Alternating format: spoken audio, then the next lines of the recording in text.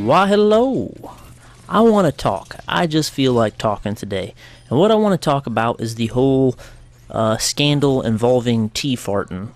Tfartn isn't a real person, but you may have heard a character that's similar to him, and there's a whole scandal going on. But I will get to that. First off, I want to take you back to the beginnings of YouTube. Okay, most of you younger guys don't know that back in the day on YouTube, you couldn't make any money. And you might be thinking, well, how can you not make money? Well, you couldn't monetize videos. You couldn't put ads in them, because that's how everybody gets paid on YouTube, is you put an ad in your video and you make a little bitty tiny bit of money, okay? Now, back in the day, if you made videos, you did it because you loved it. You did it because you either cared a ton about the game, or you wanted to make something, you were trying to be creative, that type of thing. And back in the day, it was great. Back when Sandy Ravage and XCal and Only Use Me Blade and, Dr. Disrespect, when those guys were on, they were doing it because they loved doing it. They loved Call of Duty. They loved video games. And I'm just using those guys as an example, And that was what I really liked about YouTube, and that's why I got into YouTube. I've been doing this for almost 3 years, and the money wasn't a big deal when I first started getting into YouTube. Now, money has changed things on YouTube. People don't make videos because they love the game. They make videos to be the first guy to tell you something about the game, or the first guy to show you tips and tricks, because that's where the money is. Information is money, and if you're the guy that has all the information, you can make all the money. Now, that's when I really started to get turned off by YouTube, and the guy that did that for me was a certain man named Tfartn. I remember he was the first guy that really I seen his tips and tricks really impact a game in a negative way. And that game was Call of Duty Ghost. When I first started playing Call of Duty Ghost, the game was quite fun. I enjoyed the first month of Ghost quite a bit. I got a lot of good gameplays. I had a lot of fun. Now, I directly seen his videos impact that game. And I'll give you a few examples so you don't think I'm blowing smoke up your arse. Now, the first video that really started to change things was he had this video about the most OP gun in Ghost, and it was the M27 IAR. He disclosed that it was a 3-bullet kill at any range. So that LMG, the M27 IAR, would kill at any range, 3 bullets, even suppressed. And overnight, it went from, you've seen a variety of guns in the game, you've seen all this different play styles, to basically all you've seen was people using that M27 IAR everywhere, and it just totally changed the landscape of the game. And, that wasn't it. He also did these tips and jump spots and tricks videos, and basically all he did was show you the best camping spots on every single map. And you started seeing people in those camping spots. Literally, you would have to go watch his videos so you could learn the camping spots. So if you were a guy that ran around the map, you knew where to look, because these guys were camping everywhere. And that's another negative video that he had, is tips and tricks and jump spots. Those videos ruined Call of Duty Ghost. Another thing is he showed, what was it? He showed how OP the sound whoring was in Ghost, and he even gave you an example of how far you could hear somebody away.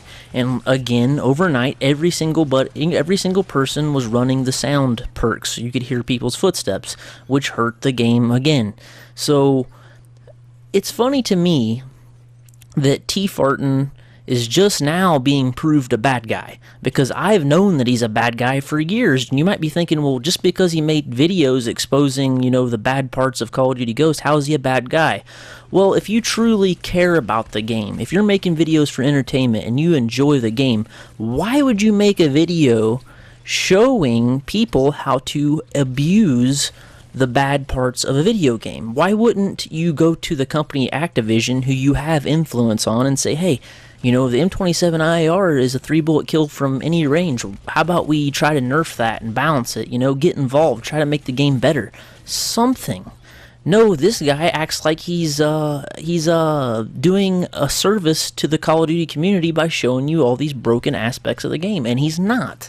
Therefore, if he's willing to do that to get rich and famous and tons of views and tons of subscribers, that doesn't sound like a good guy to me. It sounds like somebody who will do anything for money, for fame, for attention, and that's not somebody that I would look up to. That's not somebody that I would want to watch their videos or support. And it just does not surprise me that he just now is being proved a bad guy for the CSGO betting sites. I mean, really, does it surprise anybody? And you know what?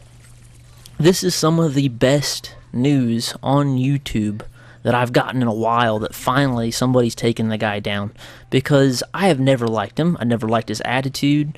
I just, I always assumed he really probably wasn't a bad guy, even though he's willing to do anything for money or attention.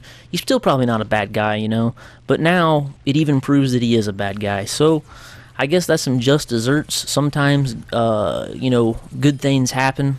I don't know. Take it for what you want. If you have any feelings on the Tfartn situation, let me know. Alright, I'm going to leave you with one last final thought, and it's what I would do to Tfartn if I was Activision.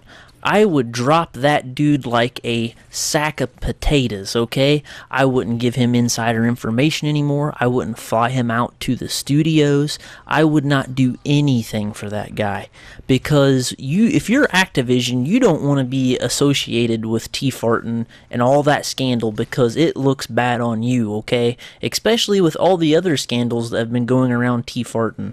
And what's funny is, I bet right now, Ali Schmay, as I'm going to call him, and Schmifter, I bet those guys are laughing. I bet they're just sitting there smiling, just going, I'm going to reap all the benefits. So that's my final thoughts. I really don't think the guy's going to go away unless Activision stops supporting Tfartn.